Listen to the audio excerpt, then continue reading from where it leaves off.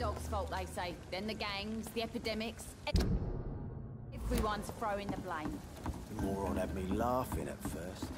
But to think, he's a bloody vampire hunter.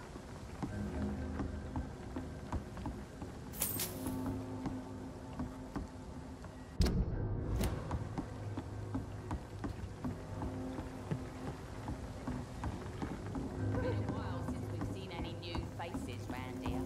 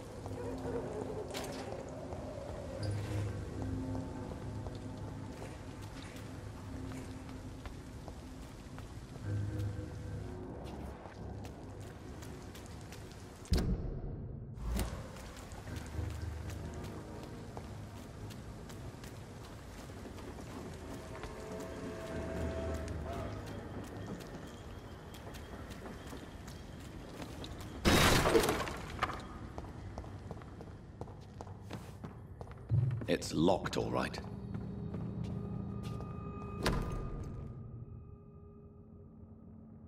From Seymour to my beloved mother, Stella.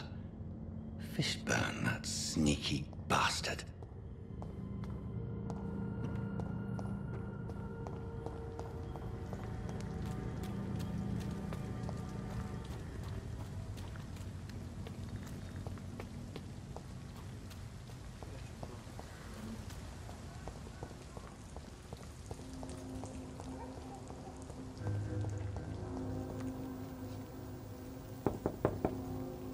Good evening, Mrs. Fishburne. Of course.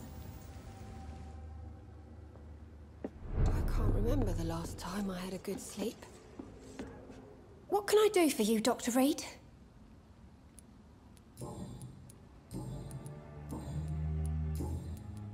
I believe you may find this necklace of interest. What is it? I don't understand. It's a gift your son was hoping to give you. But I'm afraid it links him to the nearby murders. You mean this belongs to one of his victims? Jesus. I knew this day would come. Please, Dr. Reed, accept this for your trouble and leave me be. This day? You mean you already knew? Are you buying my silence? I will not be an accomplice in this. What? No. No. My son's crimes distress me more than you can imagine. But I'm his mother. I love him, I do.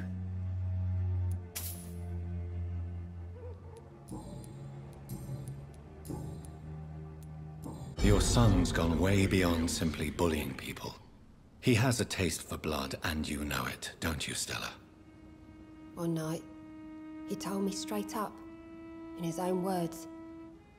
It was several days after one of his episodes. Why did he confess? Did you suspect something? No. I guess he wanted his old mum to help him fight his, demons. Did Seymour tell you everything that night? More than I could stand. The words he used to describe his hate, his rage, how he feels when he's done it.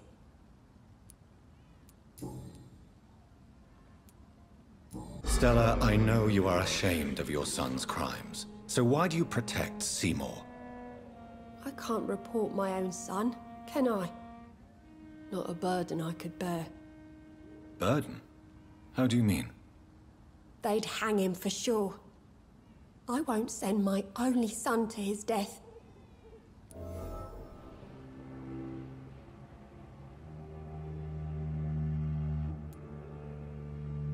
I understand your pain, but you cannot mother him forever.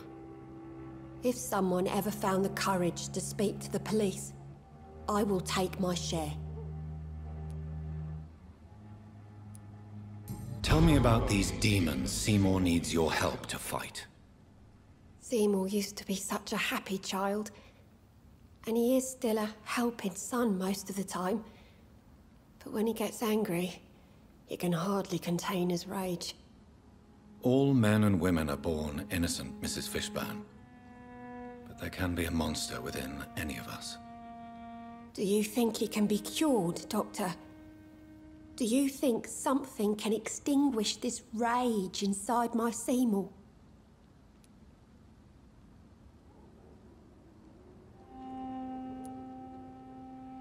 Science has only just begun to investigate the mysteries of the human mind. Currently, we have more assumptions than fact. There ain't no hope then. Somehow, somewhere, my son has turned into a monster, and nothing will bring him back.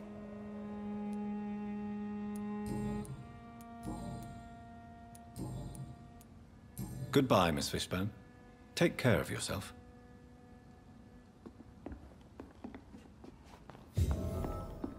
Just grow eyes in the back of that head, sir. Worse.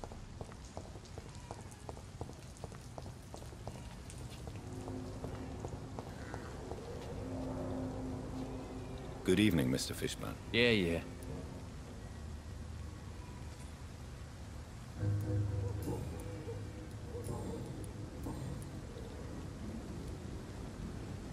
Tell me about your victims, Seymour.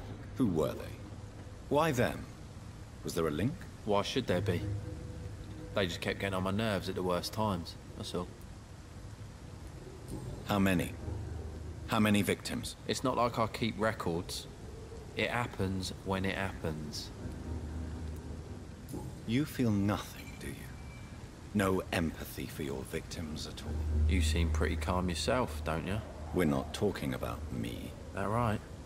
Well, our calm's the only thing we have in common then.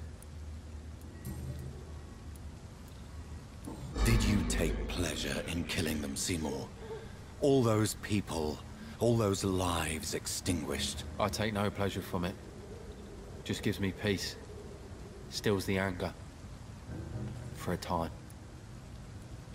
This rage you feel, have you ever been able to control it? Resist it? I tried. For my mum, I tried for her. Telling the truth made me feel better. For a while. Don't you think you should seek help? Talk to someone you trust, someone who cares about you. No. And don't dare speak about me to your colleagues either. Keep your mouth shut tight. Especially about my mum. Why is your mother protecting you, Seymour? I'm her son. She's the only one who knows me. Sometimes I think she knows me better than I know myself. I understand you love her, but can't you see the awful situation you've put her in? Do you think my mum would have a better life if I were dead? She seems so sad to know me sometimes.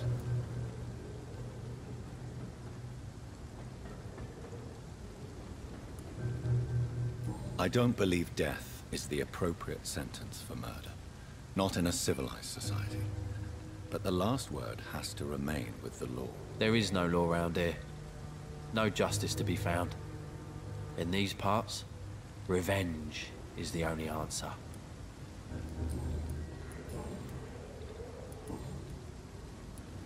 Goodbye, Mr. Fishburne.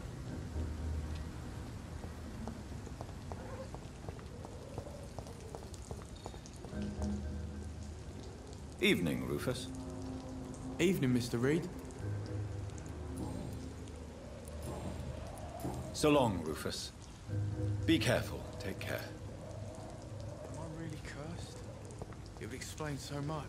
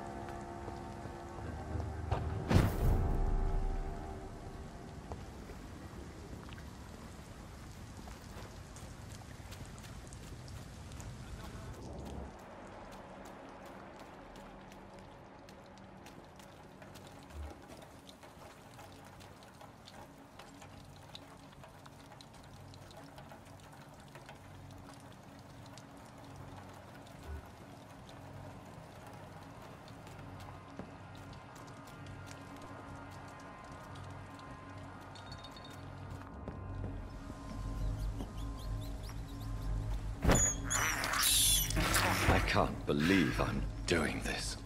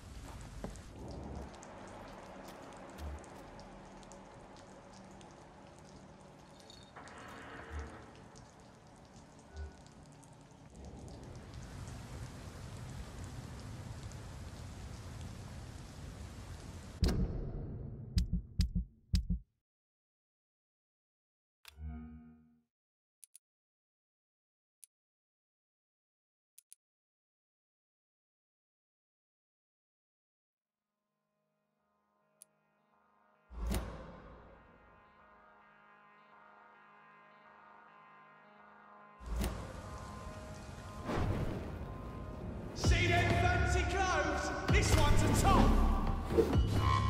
I hear leeches. Grenade! You! Get back in the grave!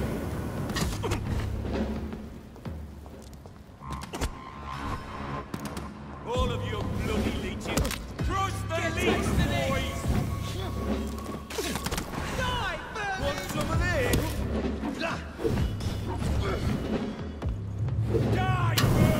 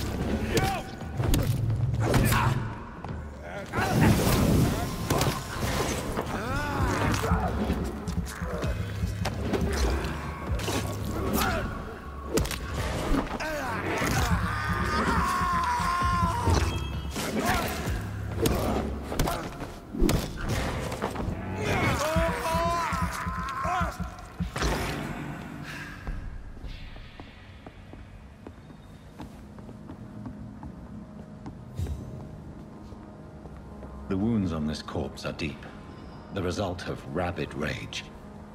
If this is Sean's doing, he's become a murderous beast.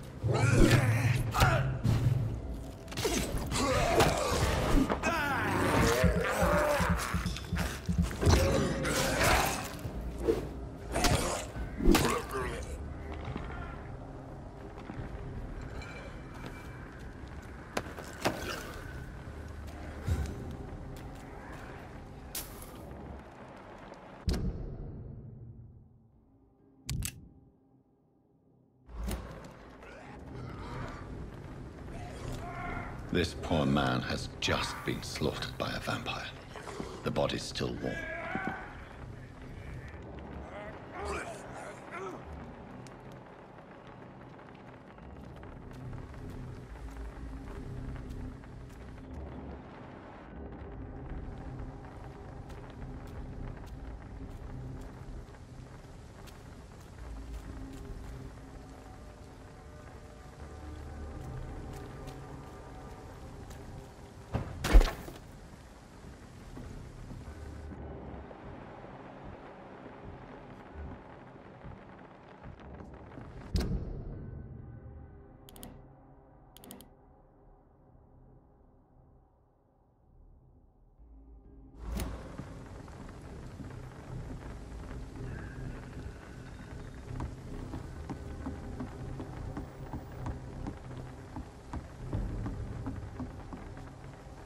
Not a good place for a stroll.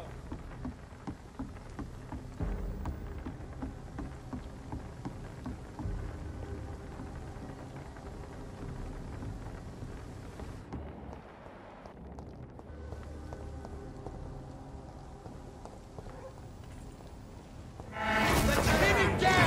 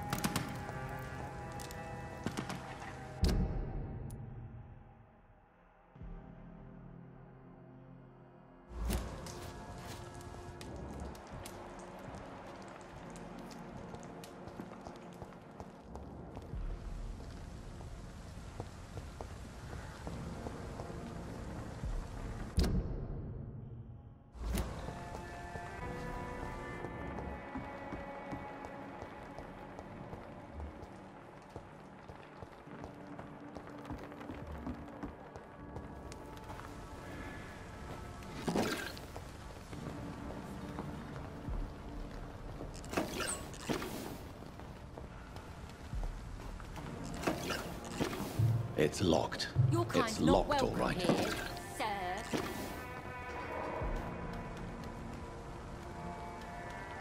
Good evening, miss. I'm Dr. Jonathan Reed.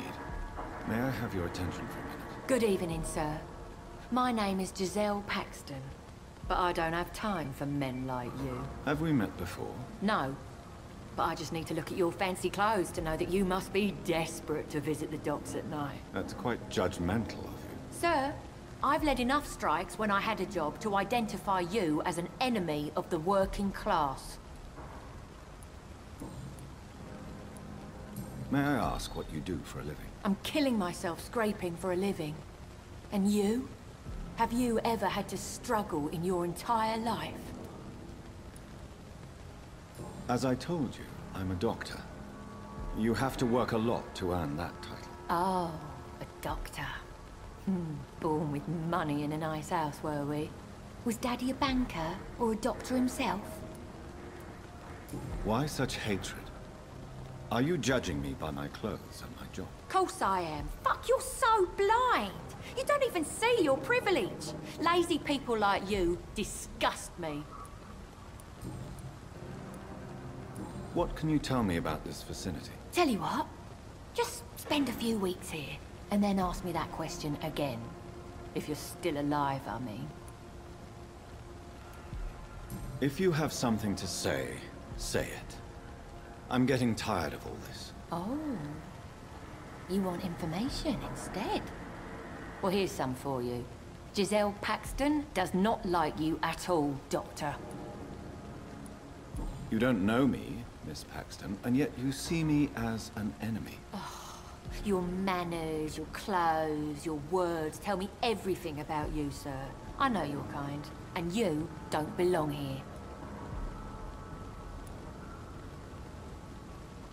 You're right. I have never suffered from poverty. But that doesn't mean I don't fight it and its consequences. I really doubt you ever had to fight for anything in your life, Dr. Reed.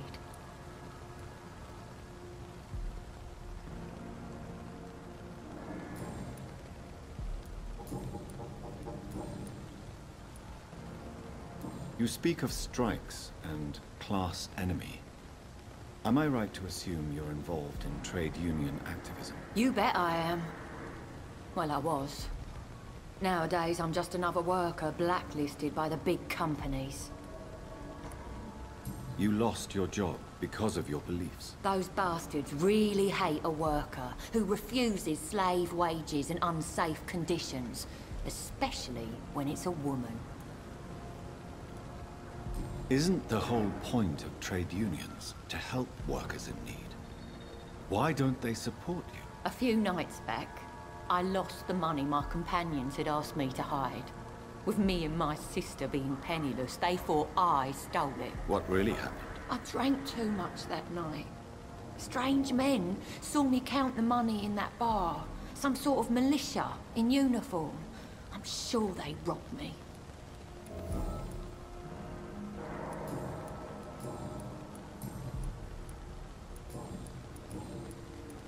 I'm looking for Sean Hampton. Can you help me? What is it you want? Does he owe you money? Has he displeased your Royal Highness? I'm no snitch, Mr. Fancy Pants. Do you need medical help, Miss Paxton? No, thank you. Well, I'll leave you for now. Goodbye, Miss Paxton.